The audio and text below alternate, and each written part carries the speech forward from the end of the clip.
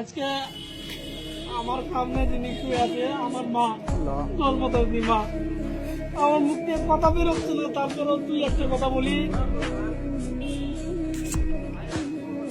মা যেদিন মারা যাবে তার আগের দিন আমি 30 মিনিট কথা বলছি।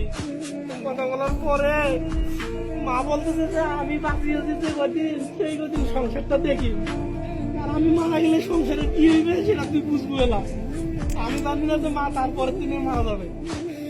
তো যাই হোক, মা মারা গেছে আপনার 10:30টায়, আর আমি কিন্তু মা যখন মারা যায় নাই গাড়ি চড়ছি, কিন্তু আমার দুপুর টাইমে আমি সিএনজি দুটো অটোমেটিক কিংবা আমার কলজা কেমন কেমন করতেছে। আমি সিএনজিতে আমার বাপের কথা মনে পড়ছে, কারণ আব্বা একটু অসুস্থ।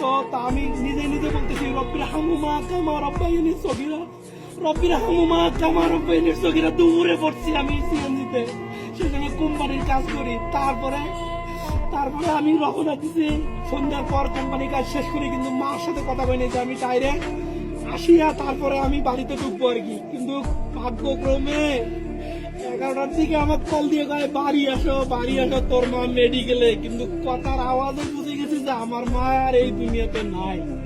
অতএব আমার মা গ্রামে ছিল।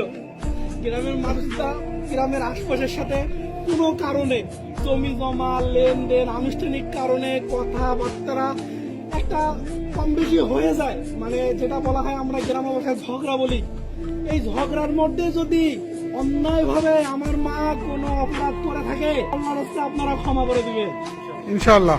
আর আমার মার কাছে যেহেতু মহিলা মানুষ, পুরুষের সাথে কোনো লেনদেন নাই, আমি আমার জায়গা থেকে আমি এলাকায় দেখবো যে নারীদের কাছে লেনদেন যদি থাকে ইনশাল্লাহ আমি সবটুকু দেওয়ার মানে সবটুকুই দিয়ে দেবো ইনশাল্লাহ আর কি। সর্বশেষে বলতে চাই, আমার মার জন্য আপনারা মন খুলে দোয়া করবেন। আমার মার জন্য আল্লাহ তাআলা সমস্ত প্রকার ছোটখাটো গুনাহগুলো মাফ করে দিয়ে জান্নাতুল ফিরদৌস দান করে। আল্লাহুম্মা আমিন।